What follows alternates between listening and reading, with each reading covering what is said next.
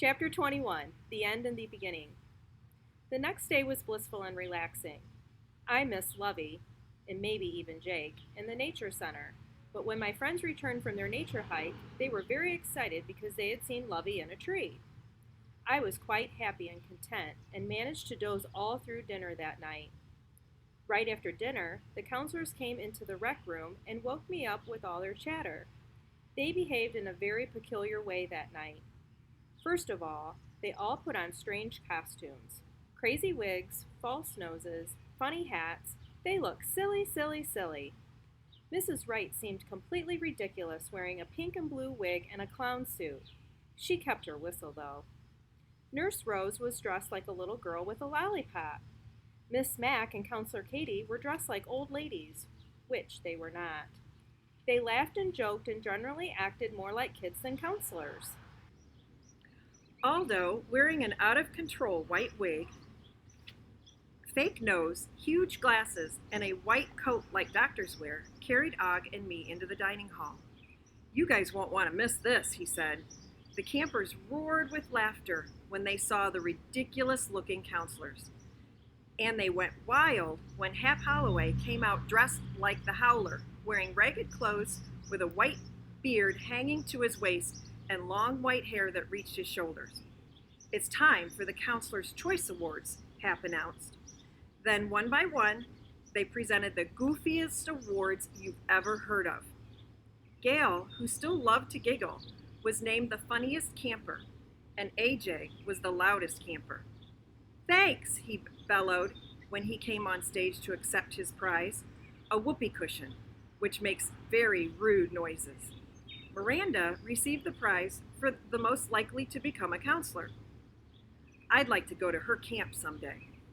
Saya had the best smile, and Kayla was the best sleeper. Abby got a prize for naughtiest camper, and everybody cheered.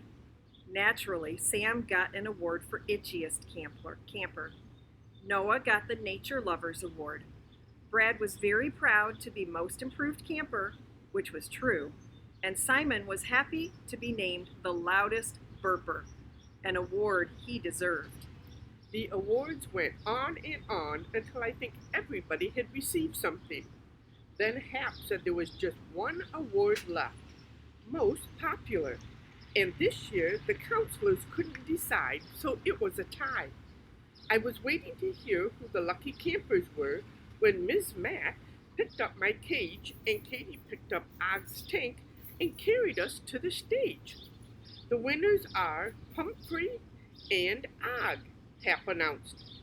"We received special treats, the best kind, the kind you can eat." And again the crowd went wild. The noise got so out of control, Mrs. Wright had to use her whistle to quiet things down again. Suddenly, Hap seemed a lot more serious. "I have to say, this has been one of the best sessions ever at Camp Happy Hollow," he said. "I learned a lot from all of you, and now that it's about to end, I just hope you'll all be back again next year." Camp was about to end? Just the way school had? I wasn't just surprised. I wasn't just sad. I was sick, sick, sick. It was bad enough that school had ended and I wasn't in room 26 anymore. Now camp was ending too. Is there anything a hamster could count on to last? When they all sang the Camp Happy Hollow song, I felt so miserable I just crawled into my sleeping hut, even though I knew I'd never sleep.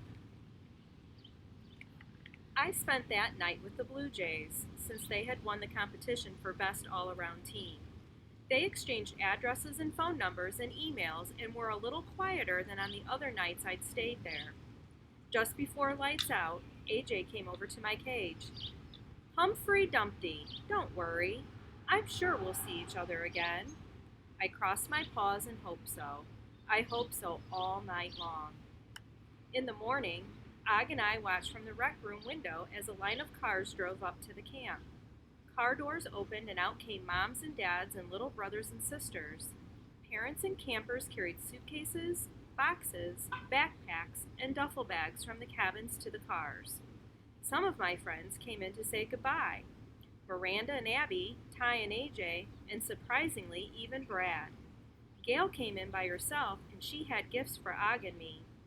I made these friendship bracelets in arts and crafts, she said, holding up 2 colorful woven bands.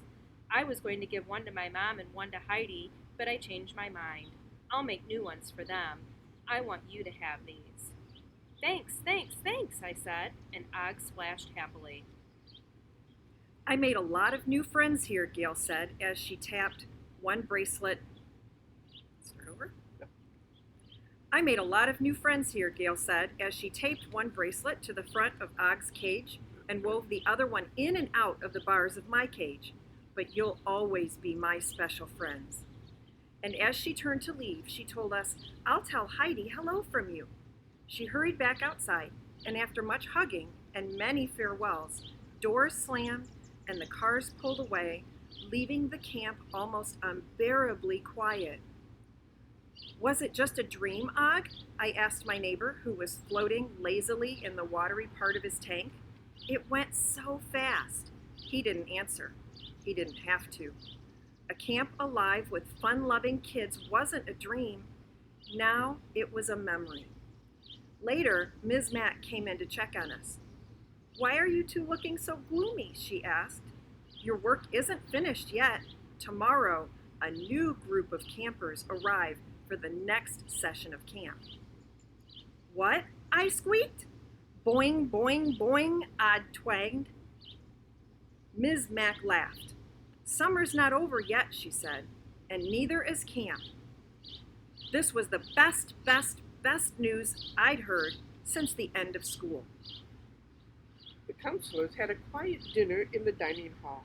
When Og and I were alone again, I looked out at the moonlit camp. If I went to the very top of my cage, I could even see a silvery sliver of Lake Lavender. You know what, Og, I said, camp is great because we get to help our friends and have lots of fun. He splashed gently in response, but the best part is we get to be together, I continued. Og leaped out of the water, and goodness, I thought he popped the top of his tank. Boing, boing, boing, boing. We stayed alone in the rec room that night, but I really couldn't sleep because the words of the camp song kept running through my head. And as I sang them softly to myself, I changed the words just a little. Happy Hollow, a place close to my heart. Happy Hollow, I loved it from the start.